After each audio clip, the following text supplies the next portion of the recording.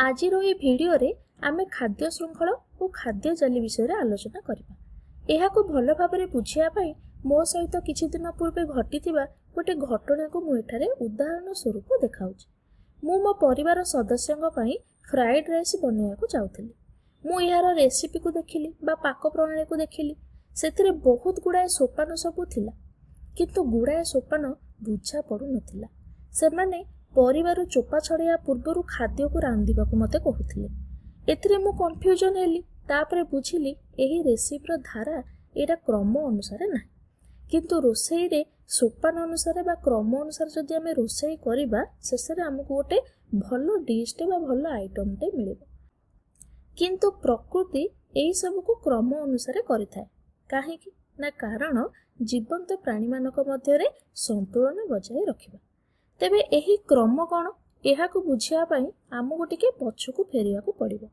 आमको खाद्यर गुरुत्व विषय जानिबाकु पड़िबो एवं प्राणी मानक भितरे थिबा खाद्य अभ्यास को जानिबाकु पड़िबो। आमे जानिछे बंचिया पई खाद्य निहाती आवश्यक एवं खाद्य अभ्यास को नेकी प्राणी मानकु तीन श्रेणी रे विभक्त करा जायछि, यथा शाकाहारी, मांसाहारी आउ सर्पाहारी। जेउठारे शाकाहारी माने उद्भिद को खाई थांती, मांसाहारी माने पशु मान को खाई थांती जेपरिक शाकाहारी मान को खाई थांती, एवं सर्वाहारी माने कौन ना उद्भिद और पशु मान को उभय को खाई थांती।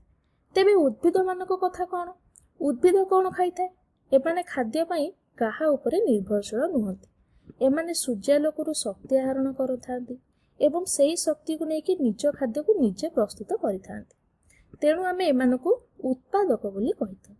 जेउठारे सेमाने निज खाद्य निजे प्रस्तुत करती एवं जहाकु व्यवहार करिकी सेमाने जीवन निर्वाह करिथांती एवं जहा सब बळी जाए, जो खाद्य यूज हेगला बा व्यवहार लागिगला, शक्ति पाई लागिगला, जो खाद्य बळी जीवो से खाद्य को कौन करती सेमाने गच्छित रखिथांती एवं जेतेबेले सेमानकु आवश्यक हुए ताकु सेमाने व्यवहार करिथांती।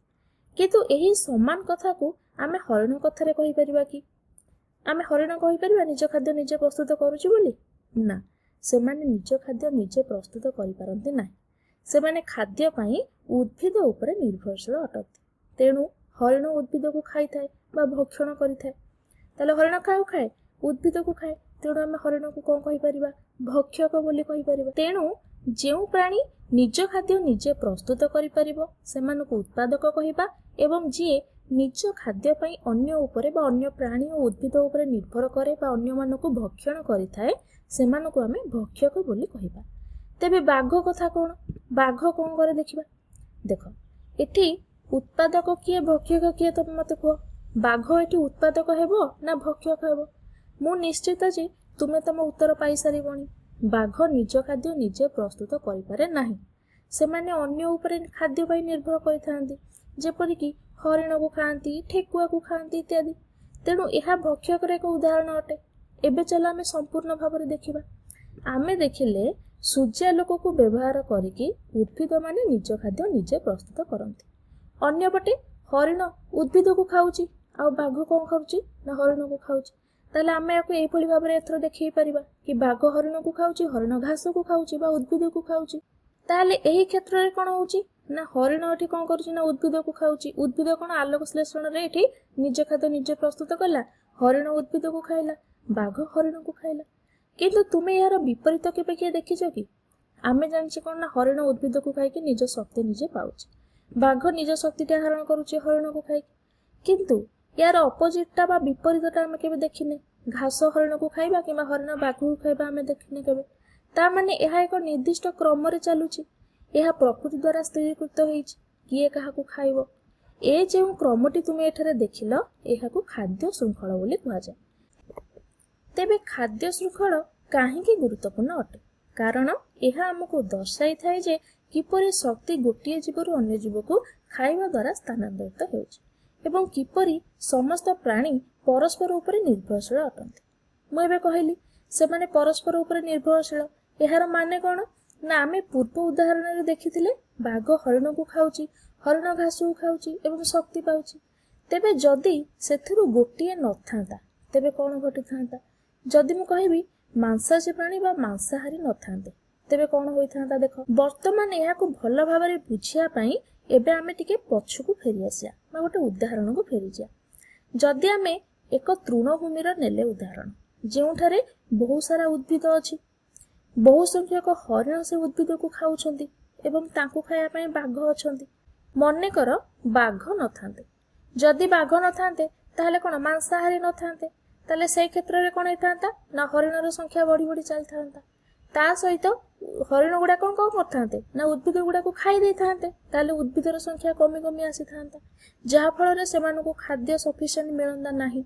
तृणभूमि रे उद्भिद संख्या कमी कमी जाता, जहा फल रे जीवजंतु मानको बंचिया पय बहुत असुविधा होई थांता, प्रकृतिर संतुलन रक्षा होई पारि न थांता। हैला एबे ताले बुझी पारिलो जदि कोन समस्तकर गुरुत्व एठी रहिछि। ताले एबे चलो आउ किछि उदाहरण हमें देखिबा खाद्य शृंखलर आउ किछि उदाहरण।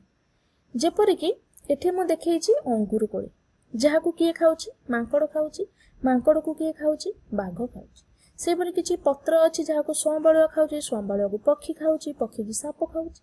सेबळे आउ किछि उदाहरण अछि झिंटिका, झिंटिका को किए खाउछि ना बेंग खाउछि, बेंग को किए खाउछि साप खाउछि, साप को किए खाउछि ना पक्षी खाउछि।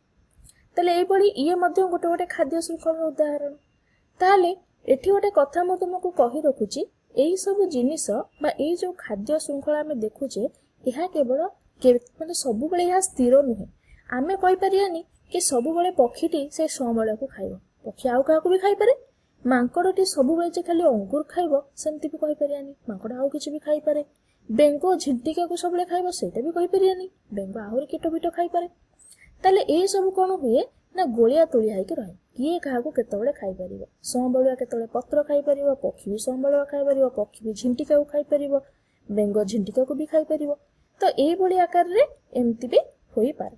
तो एहा को हमें खाद्य जाल बोली कहिथाउ। ताले एई क्षेत्र रे हमें कोन देखिले सेमाने भिन्न भिन्न खाद्य श्रृंखल हेले मध्य परस्पर सहित जड़ित अछंती। ताले एहा को खाद्य जाल बोली हमें कहिथाउ। एहा हमको कहे जे विभिन्न प्राणी और उद्भिद कोन खांती, केमिति परस्पर संयुक्त अटंती। ताले एबे तुमे खाद्य जाली कोन, खाद्य शृंखल कोन भल भाबरे बुझी पारथिबो एवं एहा द्वारा प्रकृति किबळी संतुलन रक्षा करिछि ताहा मध्ये तुमे भल भाबरे बुझी पारथिबो।